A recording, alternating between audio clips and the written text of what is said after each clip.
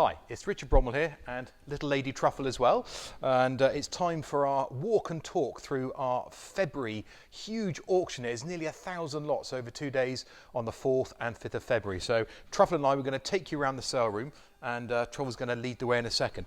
So rather unusually, and I think probably the first time ever on the walk and talks, we're actually starting down in our lower sale room. It's not a room we normally start off in, but down here we have a huge wine cellar. There's also some port and there's some whiskey as well. It's all a deceased estate down in Ferndown, down near Bournemouth, and you've got cases, you've got wooden cases. Some are open. He's tried some. He obviously had an awful lot of wine. Oh, this is all kept in a sort of a climate-controlled room, and they had a huge library of books, all kept it all nice and safe. And there's some great finishes. You've got Margot, you've got Latour, you've got Chateau Cisac. Again, great selection, all being sold without reserve. So there's about 80 or 85 lots of that, including some whiskey, and as I say, some Dows and other port as well. And I suppose actually, whilst we're down here, why don't we talk about some of the furniture? What a great-looking mirror. I'm not actually certain we've got that round Trouble just having a bit of a drive-by. Round the right way. I think they should be rotated 90 degrees. Bit of a dusty mirror, nice and market fresh, all carved wood. Value on that one round about the sort of £400 to £600. Also another big lot over here, and again we don't get to come down here very often. And those of you sort of eagle-eyed people, you will see over the back the blue paint there. Now that's the Philips blue, and when I worked back here in 1985, that was probably fresh paint, so we don't come down here very often. Over here is a huge collection of remote-controlled model aeroplanes, and they're all being sold as one lot here, and the value on those between £200 and £400. Whether someone's going to put them back or what, I don't know, but there's certainly some good engine parts. Through here, there's more wine. There's some Saint Julien here, which is actually quite interesting. This is a very, very rare little wine here. Let's get in there carefully. And this is, I'm just going to read you the back of the label here. This is the Fine Bordeaux. Was a second growth Chateau Pichon Longueville Comtesse de Lalande. And basically, they had, it's a very small amount of area, which is just over 1 hectare of wine was grown, and this is what they produce. So incredibly rare. Couple of cases, 2004, 2005. But let's just quickly whiz on up through, because we've got so much to get through.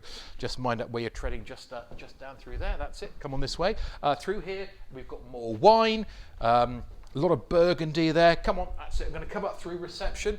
Do the come on, Abby, that's it. There's a good girl. Up through reception in here. I don't know where. Here she comes. Here comes Trevor. Come on in. Through here we have the lovely Barbara on reception. Long case clocks, which is coming up in the next. Come on, Trevor. That's a good girl.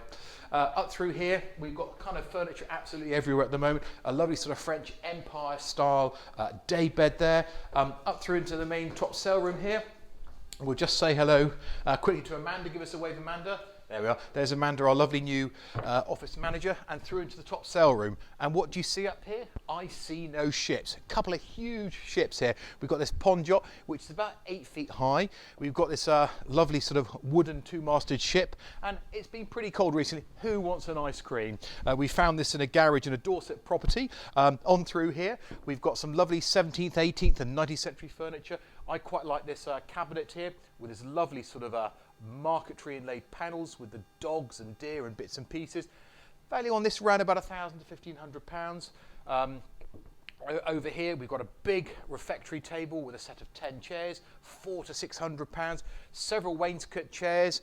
We've got soft furnishings. I don't think you could really sit on this at the moment. You'd probably fall through that, but one of a pair there, sort of a couple £100. Duchesse Brisée, lovely set of 8 Regency. These are all nicely brass inlaid as well. Chairs. We've got a lovely sort of Chippendale style reading stand. Again, a huge amount of furniture. We've got carpets. We've got rugs. Here comes Truffle again. And we've also got hundreds of lots of jewellery. We've got hundreds of lots of silver and watches and bits and pieces. And I'm just going to talk about a couple of my favourite lots here. And I you know, maybe once lockdown is lifted and you've got a nice cocktail party to go to, that's the sort of ring you'd want to put on your finger. Well, obviously not my finger, is it really? And a lovely sort of diamond, emerald, turquoise and garnet as well. Value on that ring there in the white gold, around about sort of £400 to £500. As I say, we've got several hundred lots of jewellery. We've also got a big collection of watches, which is in the sale. We've got this modern Rolex here, the Rolex Submariner, the legendary Submariner. This was bought by the client from Watchfinder in 2015. That's got its box, its papers, everything you expect to see with it in super working order. There we are, estimate 4,000 to 6,000.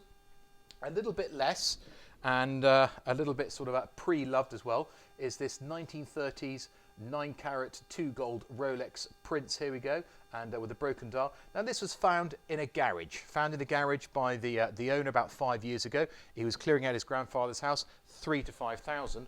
Also from the same garage, and I don't know about you, but I just generally have pots of old paint, is this very, very rare and somewhat tired Rolex. Estimate on this, 20 to 30,000 pounds. Yeah, found in a garage, 20 to 30,000 pounds.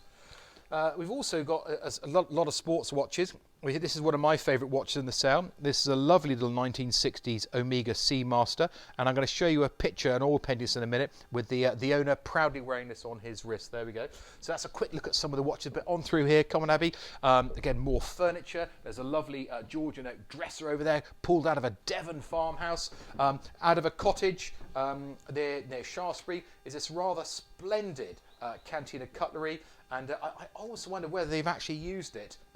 Estimate on this, it is 2 drawers. I mean, isn't it absolutely superb? 12 of absolutely everything. That's it. I'm going to close that quickly, if it will close, oh my lord.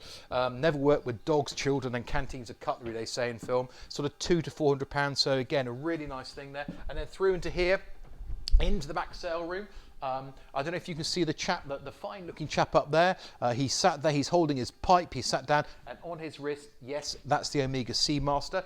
Up through here, we've got miscellanea. I say vast quantities of silver. We've got trophy cups, we've got salvers, we've got a lot of Persian silver, so with the enamel decoration as well. I think it's going to do a lot of interest in that. Little carriage clocks, lots of silver teapots. Up through here, we've got boxes and bits and pieces, napkin rings. These are quite fun. If you had 10 friends, you can put 10 napkin rings out. There's a lovely little sort of cherubs. There we are. Value on those, maybe a couple £100. Up through here, we've got a lovely pair of early 19th century, so Georgian silver wine coasters. They're assayed up in Scotland. Value on those sort of £200 to 400. I'm sure they'll sell very well. And also something that's perennially popular at auction is silver candelabra. Lovely pair of very late Victorian. These were assayed in London in 1900. Lovely big pair of candelabra there, sort of £400 to £600. Up through here, again, we've got a lovely collection of walking sticks. And not only do we have sort of ivory walking sticks, we've also got a big collection of wooden walking sticks. And this is actually kind of a bit more like a staff. And it looks a bit like, sort of reminds me of you actually, Abby, doesn't it? There we are. And there's a couple of very, very big staffs up there. And this is an interesting one here, very, very rare, with a cricket ball, and very nice, very good looking polychrome painted walking stick there. And again, this is another particularly fine, and these are all carved out of one pieces. A very, very fine old lady there, incredibly rare. If you're into your books, one of the books I first read when I started off in antiques was Pinto's Book of Treen, and you'll see a very, very similar Treen walking stick or staff like this, which is actually up in the Birmingham Museum. So I'm sure you know what I'm talking about if you've read the book. And then sort of through on down here, we've got telephones. Now, my kids would have no idea what to do with this spin dial telephone, and we sort of and a bit like the rest of life, there's no phone signal in here. So there's a bit of a quick walk and talk through our auction, a big 2-day sale, nearly 1,000 lots, and maybe we'll see you bidding online at the auction.